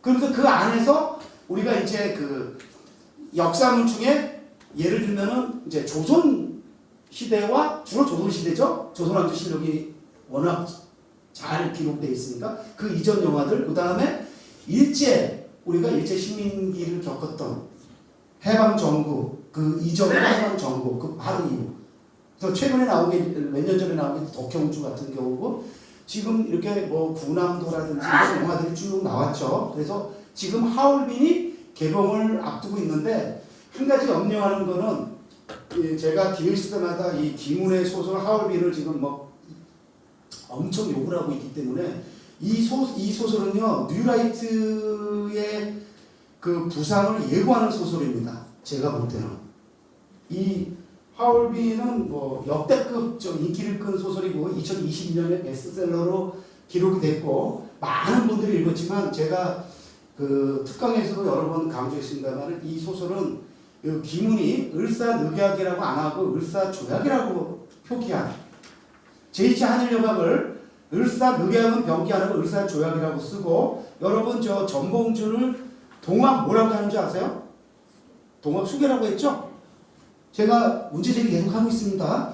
그 다음에 명성황후는 조선의 왕비라고 칭합니다. 그러면 조선의 왕비라고 칭하면 일본의 왕비는 일본의 왕비 아니에요? 일본의 왕비는 황입니다. 그리고 메이지 일왕, 우리는 메일왕이죠? 여러분 저기 네이버 백과사전 같은 거 보세요. 조선 쓰면 다 일왕이라고 씁니다. 단 한 번도 일왕이라고 쓰지 않습니다. 다 천왕으로 씁니다. 이 사람은 내가 볼 때 한국 식민사를 갖고 있는 사람이야. 적어도 하얼빈에서의 기문은. 그래서 이 소설을 통해서 안중근의 그 삶을 다 그냥 치장을 다 걷어내고 뼈와 살만 하게 되는데 나중에 너무 앙상해지는 거야. 가장 풍부해지는 건 누구냐면 메이지 일왕입니다. 제가 볼 때 이 사람은 메이지 주제예요. 메이지 주제예요. 그래서 메이지 일왕에 대한 그 서술의 양은 많지 않습니다. 근데 여러분 메이지 일왕 서술한 대목을 보면요 숨이 넘어갑니다. 너무 아름다워서. 여러분 저기 기문이 유명한 거는 문장이죠. 문장 아시죠? 기문의 문장은 뭐 대한민국 역대 최고의 문장. 그 문장력이 기문을 저기 메이지 일왕 쓸 때 빛납니다. 저 그 대목 읽을 때는요 제가 숨 넘어가는 줄 알았어요. 반면에 안중을 쓸 때는요 너무 건조해가지고 이건 뭐지? 이해할 수 없어요. 그래서 제가 이 영화 한다고 그럴 때 우민호 감독한테 문자 이렇게 보냈어요. 이 소설이 이런 소설인 걸 알고 있냐? 조심해라. 모르겠어요. 우민호는 그 영화를 보지 못했기 때문에 거기서 뭐 메이지 일왕을 그렇게 위대하게 묘사하지는 않을 테니까 거기서는 안중근 중심으로 갈 거라고 보는데 한 가지 염려가 되는 거는 이 김훈의 소설을 바탕으로 했기 때문에 혹시 김훈의 사관의 영향을 좀 만약에 받았다 그러면 그 영화는 제가 또 훅 갑니다. 모르죠. 거꾸로 또 뉴라이트 계열은 또 막 그 영화 보고 그래서 또 거꾸로 그런 사관이 아니라고 또 비판할지 모르겠습니다. 어쨌든 여기서 이 영화가 다시 들어가서 이 영화가 1959년 한국 영화 흥행 5위, 관객 수 10만 5천 이렇게 돼가지고 이 영화의 성공. 근데 5위면 뭐 큰 성공을 할 수는 없잖아요. 근데 성공이죠. 그래서 이 역사책에 보면은 마치 대성공 아니에요. 무슨 5위인데 대성공이에요. 대성공은 1위 해야죠. 1, 2위.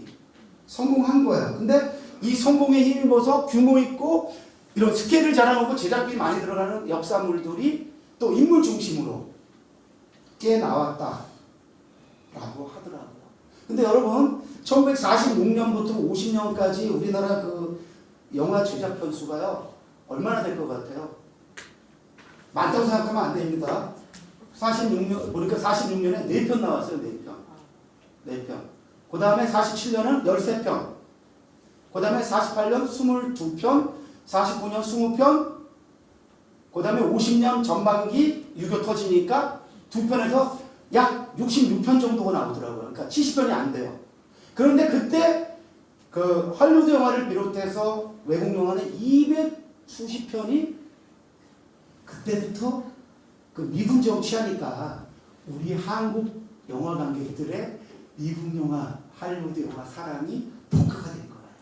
그게 언제까지 가죠? 80년대까지 계속 가는 거죠. 90년대까지. 그러다가 90년대를 거치면서 서서히 변화가 일어나는 거죠. 그 결정타가 뭐예요? 휠이죠. 1999년. 그 전에 예외적인 성공을 거둔 영화가 있었습니다. 서편제. 1993년이에요. 그거하고 6년 사이는 큰 흥행작이 나오는데 서편제 같은 큰 흥행작은 안 나옵니다.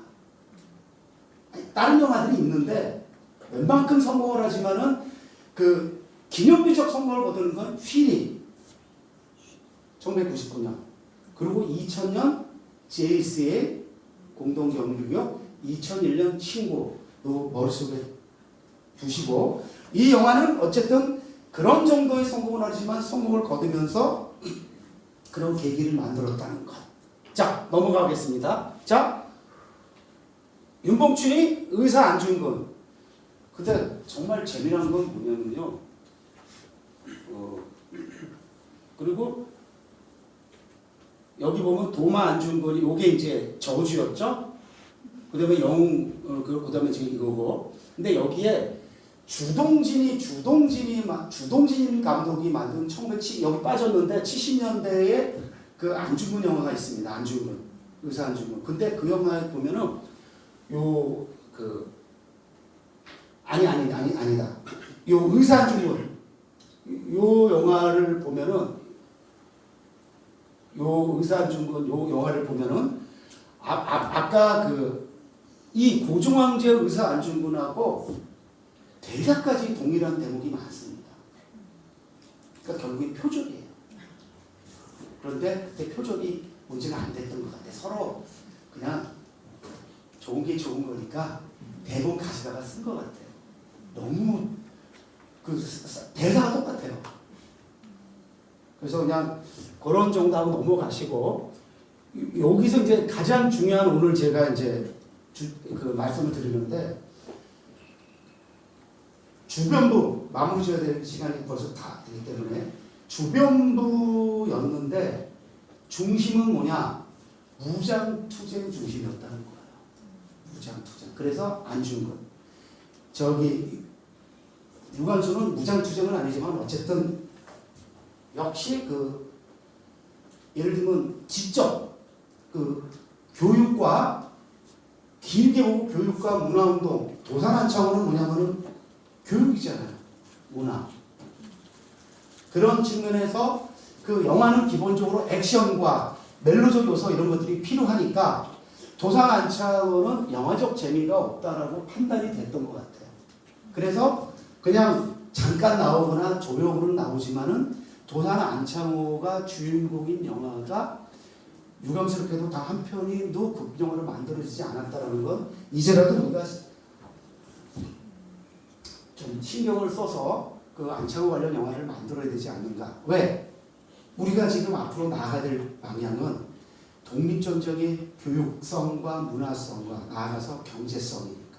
그래서 이 경제와 문화와 이 교육이라는 측면에서 볼 때 한국 독립전쟁, 독립투쟁과 관련된 영화들은 새로운 모색을 해야 되지 않느냐라는 생각을 제가 요즘 하면서 그 기획, 저는 이제 평론가지만 기획 제작도 지금 하고 있으니까 그런 쪽으로 기획을 하려고 마음먹고 있습니다. 그래서 그 마지막으로 지금 조금 마지막으로 소개할 영화는 그 백산 안희재 선생, 백산 안희재, 그것 좀 뭐 준비해 주시고, 백산 안희재 선생은 김구 선생의 말에 따르면은 대한민국 독립자금의 60%를 댔던 분, 당신의 돈으로 아니면 여기저기서 성금. 그래서 여러분 그 유튜브 짤에 경주 최부자와 그 안희재와의 그 쇼트가 나오는데 경제 최부자 중에 최준 선생이 그 이제 해방되고 나서 그 김구 선생이 우리 저 독립 자금의 장부를 갖고 온대요. 거기를 보니까 본인이 준 돈이 그대로 기록돼 있어가지고 막 통곡하는 게 나옵니다. 아니 비용도 있는데 자기는 반만이라도 제대로 반만이라도 전달되면은 좋겠다고 생각했는데 안희재 백산 안희재 선생은 단 한 푼도 건들지 않고 그거를 그대로 전달했다는 거 아니에요. 그래서 백산 의령에서 발해까지라는 다큐가 KNN 진지훈 PD에 의해서 만들어져서 내년 1월에 개봉 예정인데 제가 그 영화 개봉에 이제 프로모션에 앞장설 겁니다. 그리고 그 특별 시사도 하고 할 텐데 그때 특별 시사할 때 혹시 관심 있는 분들은 제가 초대할 테니까 한번 와서 보시면은 아마 그 백산 안희재의 그 삶, 백산상에는 들어서 아실 거예요. 그쪽 부산에 의령태생인데 의령에서 2억을 냈답니다.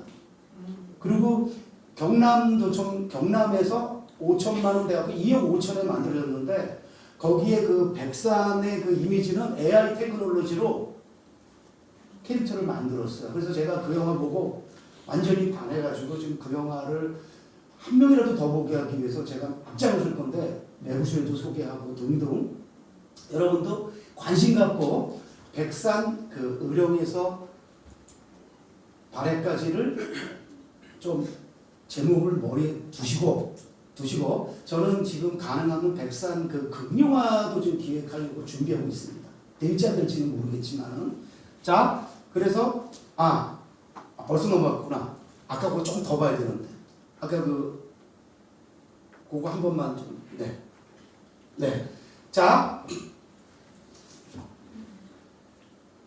자 그래서 이렇게 3일 이렇게 쭉 있습니다. 예를 들면 인권택감도 또 독립전쟁 반역죄 비극을 다룬 영화 그리고 백범 김구 선생 전창근 그 다음에 백범 김구를 다룬 영화들 여기서 지금 대장 김창수가 이제 나오는 거죠. 차학포 사건. 그래서 지금 차학포 사건과 연관해 갖고 그 김구 선생을 지금 뭐 살인범으로 모는 이런 말도 안 되는 지금 주장들이 여기저기 나오고 있는데 여러분 이 백범 김구와 안중근 이 두 분의 삶이 영화가 그래도 제일 많이 만들어졌고 이 백범 김구 선생은 차학포 사건도 있지만은 이분이 보여줬던 그런 점에서 도산 안창호는 만들어지지 않았지만 백범 김구에 대해서는 그나마 좀 적잖이 만들어졌다는 것이 하나의 위안이 되긴 되는데요. 요즘 뭐 워낙 백범 김구 선생에 대한 그 어떤 사실들이 많아갖고 좀 우려가 되긴 합니다만은 여러분이 좀 관심 갖고 보시면 될 것 같고요. 그 다음에 항일 첫 버전을 다룬 영화들. 그 다음에 그렇죠? 이런 영화들은요 사실 기록으로밖에 확인하기가 힘듭니다. 그리고 이런 영화들은요 대부분 영화 역사책에 나오지 않습니다. 그냥 넘어가요. 그래서 우리 연구자들도 충분히 연구할 수가 없어요. 영화도 볼 수가 없고 책에서 다루지 않았기 때문에. 그런데 이런 영화들이 만들어졌다라는 기록은 KMDB 영상 자료는 자료에 있으니까 이거는 학습을 통해서 이런 영화들이 만들어졌구나. 저는요 이거 준비하면서 이렇게 30편이 넘는 영화가 있다는 걸 이번에 알았어요. 왜냐하면 이런 영화들은 그때 그리고 그 어린 나이에 이런 독립전쟁 나는 영화를 봤겠어요. 또 그다음에 이제 이거는 나중에 기회 되면 만주 웨스턴 우리가 만주가 독립투쟁의 하나의 아주 좋은 장이었잖아요. 그래서 임근택 감독의 데뷔작 도망가는 자리코라부터 만주 웨스턴 보면은 이거는 아주 새로운 또 대한민국의 아주 대표적인 그 액션 장르 중에 하나죠. 그다음에 독립투사 가족들의 고초를 그린 영화들 이런 식으로 자 넘어가도록 하겠습니다. 그 다음에 윤봉길이가 이봉창 의사의 의거를 다룬 영화 일본 제국과 폭탄 의사 윤봉길 의사 일찌감치 이렇게 1947년에 윤봉길 의사 이 윤봉춘 두 자가 같아요. 혹시 이 윤봉춘 감독 이 배우가 굉장히 의식 있는 영화를 많이 만들었어요. 자 그 다음에 이런 거 넘어가도록 하겠습니다. 워낙 많아. 그래서 이제 봉오동 전투는 이게 일송정 푸르는 소로는 이제 그 이자호 감독이 만든 그 말 그대로 청산리 독립전쟁을 다룬 부제가 이렇게 있습니다. 청산리 독립전쟁이라는 부제가 달려 있습니다. 근데 이 영화는 아주 그 이자호 감독 필모 중에서 처절한 실패작으로 기록되어 있습니다. 처절한 기록. 본인도 고백해요. 전두환 정권의 대대적인 협찬전을 받았는데 자기가 도저히 감당이 안 돼갖고 다시는 전쟁 이런 역사적 인물을 찍지 않기로 결심했다고. 그래서 그런지 우리 영화사에서는요 이재호 감독은 한국 영화사의 산맥인데 이 영화는 그냥 넘어갑니다. 그러니까 이렇게 중요한 역사적 청산리 독립전쟁이 나눠졌음에도 불구하고 영화사에서는 연구가 안 되는 거예요. 반면에 봉오동 전투 이 영화는 아주 중요한 영화입니다. 여러분 꼭 보세요. 제가 이 얘기를 전할게요. 범도라는 대하소설 쓴 방현석이 뭐라 그랬느냐. 방현석이 그 1300쪽짜리 거기서 범도를 중심으로 200명이 넘는 그 우리 식민 시절의 그 독립투쟁에 함께했던 사람들의 이야기를 그렸는데 이 친구가 이 영화를 보면서 딱 이 영화에 대해서 이렇게 평가를 하더라고요. 자기를 내세우지 않았던 항상 자기를 낮췄던 홍범도라는 인물 댕대비에 가장 부합하는 영화다. 그래서 처음에 우리가 볼 때는요, 뭐야 봉오동 전투하고 홍범도는 뭐 잠깐 뒤에 20분밖에 안 나오고 앞에 뭐 유해진하고 유준열하고 뭐 조우진하고 뭐야 이랬는데, 그게 범도라는 인물상을 아주 잘 형상화한 영화라고 방윤석이라는 작가가 해석을 하더라고요. 그렇게 보니까 이 봉오동 전투가 다시 보는 거예요. 그러니까 역사적 시선으로 보면은 굉장히 잘 만든 영화 아니냐. 액션물로서도 볼만하지만 이렇게 역사를 다시 이렇게 역사적 시선으로 보면은 어떤 영화가 정말 다시 볼 수 있어요. 그러니까 사도 같은 영화도요. 사도를 보면서 제가 제일 못마땅했던 거, 왜 사도를 그리면서 사도세자의 시선이 아니라 왜 영조 노르는 시선으로 사도세자를 그리는 거야? 저 진짜 못마땅했어요. 그게 이덕일의 비판이에요. 이덕일 박사. 아니 어떻게 가해자의 시선으로 피해자를 그릴 수가 있는가? 그건 문제가 있다. 자, 그 다음에 이제 마지막으로 여러분, 아나키스트. 이 영화는요, 우리 새로운 밀레니엄을 맞이하는 시기에 만들어진 영화인데, 이 영화의 비극은 뭐냐? 너무 일찍 만들어진 영화예요. 여러분, 지금도 아나키스트는 우리 역사학에서도 아나키스트는 왔다 갔다 해요. 민족주의 계열과 사회주의 계열 그 사이에 양쪽으로 다 비판받고 욕먹는. 그러다 보니까 2000년도에 아직 그 황산벌과 왕의 남자가 나오기 전인 2000년도에 아나키스트를 이 영화로 만들었다. 과욕이었죠. 이 영화의 각본을 쓴 사람이 누군지 알아요? 여러분 놀라지 마세요. 제2의 공동경비구역을 몇 개 위에 선보일 박찬욱과 이무영 감독입니다. 박찬욱 감독이 이무영 둘이 친구인데, 여러분 이무영 감독은 잘 모르지만 박찬욱은 다 알잖아요.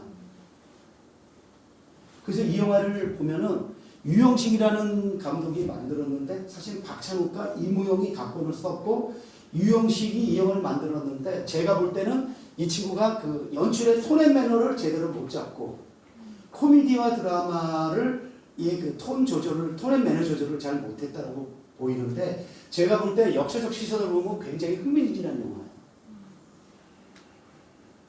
장동건을 비롯해서 정준호, 이범수, 그다음에 김상중, 그 다음에 갑자기 김인문, 하여튼 그렇게 5명이 나오는데 굉장히 흥미로운 영화인데 너무 빨리 만들어진 게 아닌가. 그래서 아나키스트는 나중에 다시 다른 감독에 의해서 다른 캐스팅으로 제대로 한번 만들어지면 굉장히 성공 가능성이 높은 영화가 되지 않을까라는 생각을 합니다. 그 다음에 넘어가도록 하겠습니다. 모던보이, 동주, 암살의 미리 말씀드렸죠? 터닝포인트적 작품이죠. 이 영화의 성공 이후로 독립전쟁과 연관된 영화들이 드문드문 나오죠. 밀정, 가장 성공한 영화 중에 한 편이죠. 암살과 더불어. 그 다음에 군함도 말 많았지만은 군함도도 제가 볼 때 문제작입니다. 웰메이드. 그 다음 말무이. 제가 볼 때 아까 무장투쟁으로 치달은 이 독립전쟁 관련 영화 중에서 한글을 지키는, 무장투쟁과 좀 거리를 두고 정말 우리가 그 시대를 다시 한번 제대로 한번 바라봐야 되지 않는가를 보여주는 영화가 바로 이 영화입니다. 말무이.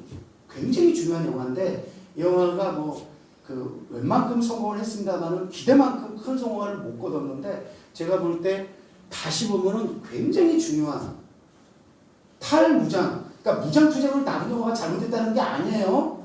그러다 보니까 우리가 그 독립전쟁의 외연을 축소시키는 그러한 원하지 않는 결과가 나왔다라는 의미에서 앞으로는 그러니까 초무장 또는 탈무장 독립전쟁 관련 영화들이 나와준다는 얘기예요. 무장투쟁 관련 영화도 계속 만들어지면서 하얼빈처럼. 그런 의미에서 말무이가 굉장히 중요한 영화고, 마지막으로 제가 여기 백산 아니제, 의령에서 발해까지, 자, 한 2분 정도 되는 거 보고 마무리 멘트하고 마치도록 하겠습니다. 경남 의령 출신의 독립운동가였던 백산 안희재 선생의 생애를 조명한 KNN 다큐멘터리가 첫 시사회를 열었습니다. 첨단 AI 기술을 통해 백산의 모습을 정밀하게 복원했고 독립운동의 전진기지였던 중국 발해 농장의 모습도 국내 최초로 공개했습니다. 이태훈 기자. 논이 펼쳐집니다. 1932년 이게 발해 농장입니다. 백산 안희재 선생이 만주에 세운 발해 농장입니다. 대규모 쌀 재배 농장이자 독립자금을 마련하는 전초기지였습니다. KNN 다큐멘터리 백산 의령에서 발해까지는 압도적 규모의 발해 농장의 모습을 국내 최초로 영상에 담아냈습니다.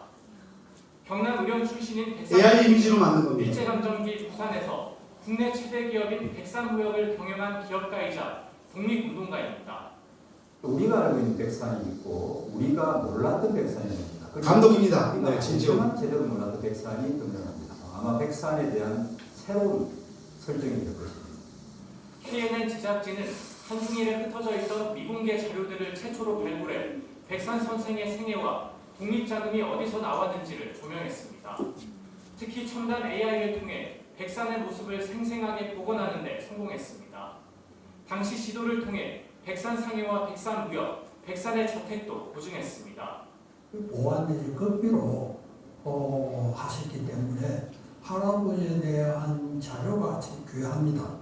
이 작품에 대해서 놀라울 정도로 느낀 점이 많습니다. 10월 말 개봉 예정인 백산 의령에서 발해까지는 의령군을 시작으로 오는 29일 부산 영화의 전당, 다음 달 2일에는 창원 롯데시네마 통해서 시사회를 이어갑니다. 독립자금을 역할을 됐을 정도로 그렇게 대단한 역할을 한 우리 백산 선생께서 재조명된 데서 더욱더 감격스럽게 생각합니다. 백산 의령에서 발해까지는 오는 30일 오후 5시 50분부터 KNN TV를 통해서도 방송됩니다.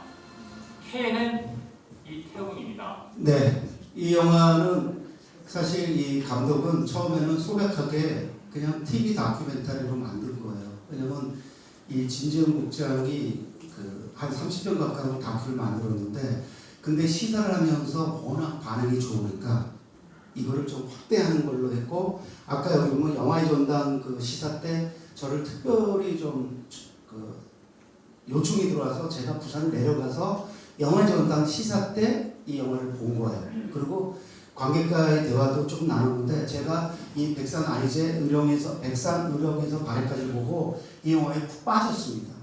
그래서 빠지면은 빠진 걸로 끝나는 게 아니라 이 영화를 그러면 성공시키기 위해서 내가 해야 될 게 뭐냐. 그래서 이 배급하는 후배랑 같이 이 영화에 힘 실는 것, 그리고 이 영화 더 나아가서 이 백산 안희재를 알리는 일에 제가 앞장을 서야 되겠다는 생각을 해서 여러분들한테 이 영화 이제 시사하거나 이 영화 개봉되면 여러분들한테 어떤 채널을 통해서도 계속 이 영화에 대한 프로모션을 하게 될 겁니다. 그래서 이제 그 안희재라는 인물 알고 계신 분들도 많이 있겠지만, 혹시 뭐 아는 게 거의 없는 분들은 이 다큐를 통해서 이 백산이라는 인물에 대해서 관심을 좀 갖고 이 다큐를 또 통해서 그 이후까지 가면은 굉장히 새로 그 독립 전쟁에 대한 그 내포와 외연이 더 심화되고 확장되지 않을까 이런 기대를 합니다. 그리고 저는 이런 제2의 백산, 제3의 백산 이런 인물을 계속 찾아내서 우리는 그 새로운 인물을 통해서 결국 우리 사람 이야기로 재미나게 풀어가야 되니까 그 사람 이야기를 통해서 사건을 어떤 식으로 사연화시켜서 전달할 것이냐가 제가 볼 때 무엇보다 중요한데, 그런 점에서 이 다큐는 향후 우리가 나아가야 될 어떤 독립 전쟁 영화의 어떤 하나의 방향을 제시하는 이런 예가 되지 않을까 이렇게 기대해 봅니다. 자, 하다 보니까 예정보다 한 15분 정도 이렇게 끝났습니다. 죄송하고요. 시간이 좀 되면 뭐 질의응답도 받겠습니다만 시간이 안 되는 관계로 이렇게 마무리 짓고 또 다음 기회에 여러분을 뵐 수 있기를 바라면서 오늘 이렇게 마치겠습니다. 고맙습니다.